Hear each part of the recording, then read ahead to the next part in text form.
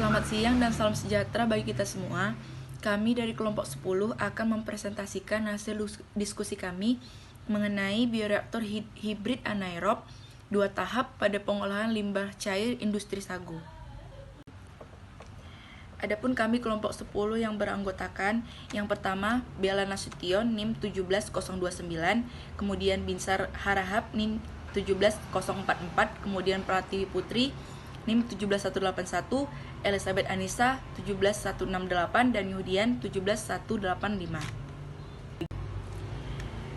Adapun hal yang akan kami bahas dalam presentasi kali ini yaitu yang pertama mengenai tipe bioreaktor yang kami gunakan, kemudian aplikasi umum, gambar teknis, komponen bioreaktor, deskripsi proses, kelemahan dan kelebihan, kemudian bioreaktor itu fungsinya menyerupai apa. Yang pertama yaitu tipe bioreaktor. Bioreaktor hibrid anaerob merupakan penggabungan antara sistem pertumbuhan tersuspensi dan pertumbuhan melekat. Bioreaktor hibrid anaerob 2 tahap terdiri dari 2 buah reaktor anaerob yang disusun secara paralel dengan tiap bioreaktornya terdiri dari 2 bagian, yakni bagian pertama mempunyai 2 kompartemen yang berfungsi sebagai tempat komunitas bakteri anaerob tersuspensi, sedangkan bagian kedua dilengkapi dengan media imobilisasi sel yang berfungsi sebagai tempat komunitas bakteri anaerob melekat. Untuk selanjutnya adalah sejarah dari proses anaerob 2 tahap, yaitu pertama kali dikembangkan oleh Pohlan dan Gos pada tahun 1971. Dan sejak itu, beberapa penelitian sudah menggunakan reaktor anaerob 2 tahap untuk mengolah berbagai limbah.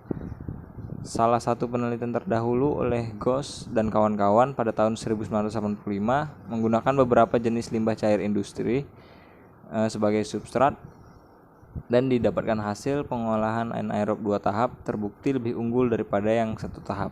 Untuk aplikasi umum dari bioreaktor hybrid anaerob 2 tahap, yang pertama adalah pengolahan keju dengan pengoperasian reaktor secara batch. Didapatkan bahwa hasil penyisihan COD pada reaktor anaerob 2 tahap meningkat 21% dari reaktor 1 tahap, dan juga gas metan bernilai 4 kali lipat lebih tinggi pada anaerob 2 tahap dibandingkan dengan 1 tahap. Lalu yang selanjutnya adalah upaya peningkatkan produksi biogas dari limbah cair kelapa sawit, dan didapatkan hasil bahwa penurunan COD meningkat 5%, yaitu sebesar 81% jika dibandingkan dengan reaktor anaerob 1 tahap, dan juga menaikkan produksi biogas 1,6 kali lipat. Pengolahan anaerob 2 tahap, langkah pertama adalah untuk memuat bahan baku ke dalam reaktor, di mana proses difokuskan pada hidrolisis dan asidogenesis. Pada proses ini menghasilkan asam, namun sejumlah biogas biasanya juga diproduksi karena sulit untuk benar-benar membagi proses. Kemudian cairan proses dari proses ini dipisahkan dan ditambahkan ke reaktor lain yang khusus disesuaikan untuk metanogenesis. Jenis proses mungkin cocok ketika substrat mengandung bahan yang mudah didegradasi dan tahap hidrolisis yang cepat. Sistem 2 fase dapat dioperasikan untuk memberikan kondisi yang optimal bagi mikroorganisme dalam setiap tahap untuk lebih efisien dalam pencernaan. Selanjutnya, komponen bioreaktor. Adapun komponen bioreaktor terdapat dari beberapa alat. Yang pertama yaitu tangki efluen yang berfungsi sebagai keluaran dari reaktor tahap pertama. Kedua, reaktor berfungsi sebagai tempat terjadinya reaksi fermentasi. Dan ketiga, leher angsa, yaitu untuk mencegah masuknya mikroorganisme pengganggu. Dan keempat yaitu pompa sebagai untuk memompakan limbah cair ke dalam bioreaktor. Selanjutnya, tangki efluen sebagai keluaran dari reaktor tahap kedua.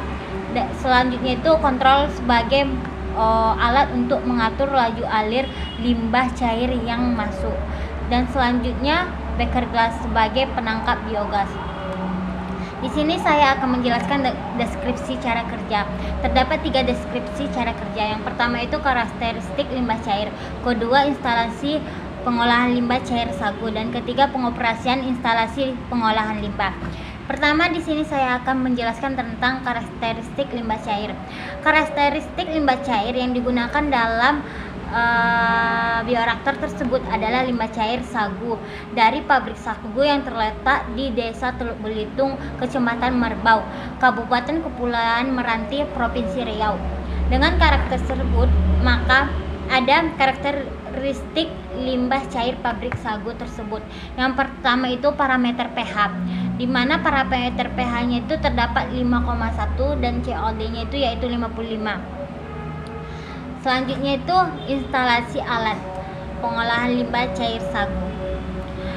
Alat utama yang digunakan pada penelitian ini adalah bioreaktor hibrid aerob 2 tahap atau menyatukan sistem tersuspensi dan melekat agar biomasa yang dihasilkan sedikit.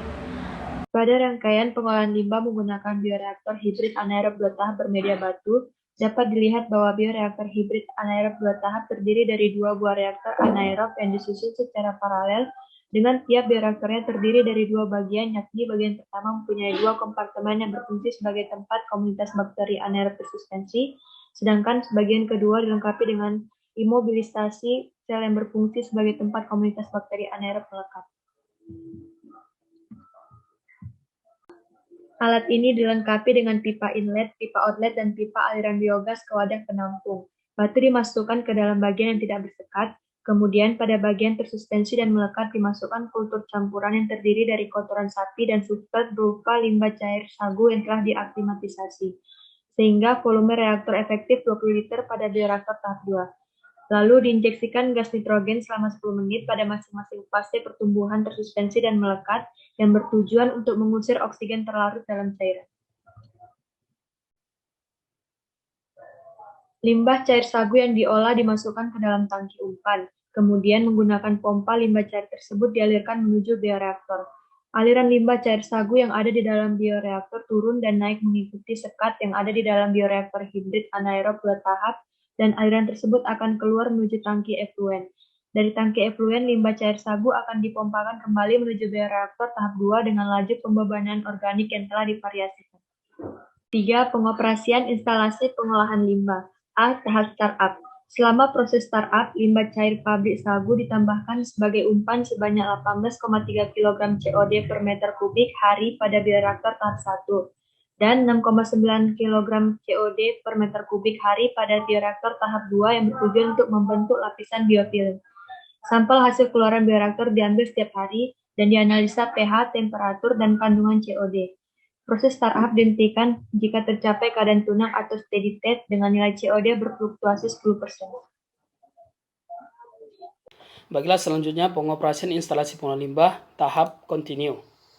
Setelah keadaan tunak tercapai, selanjutnya bioreaktor dikondisikan pada kondisi lingkungan mikroorganisme dengan mengubah laju pembebanan organik.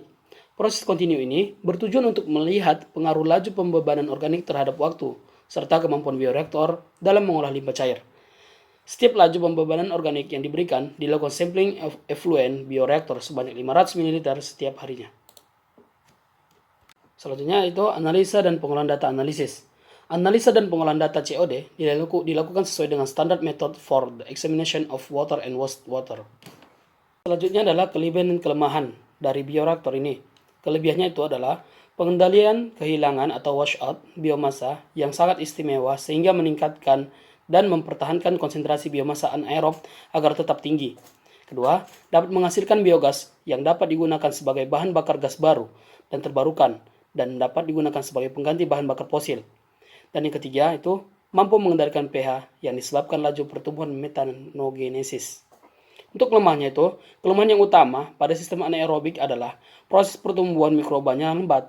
Pertumbuhan mikroba dalam sistem anaerobik mempunyai waktu pertumbuhan dalam hitungan hari lebih lama atau lebih lama bila dibandingkan dengan mikroba yang tumbuh pada proses aerob. Berikutnya adalah jenis bioreaktor yang menyerupai bioreaktor ini, yaitu CSTR dengan resirkulasi padatan. Pekerja utama proses anaerobik adalah konsorsium mikroorganisme yang bekerja sama dalam beberapa tahapan proses, mulai hidrolisis, asidifikasi, asetogenesis, dan metanogenesis. Skema CSTR dengan resirkulasi padatan itu bisa dilihat dari gambar seperti berikut. Nah, baiklah. Terima kasih. Sekian presentasi dari kami. Bila ada pertanyaan, kami persilakan.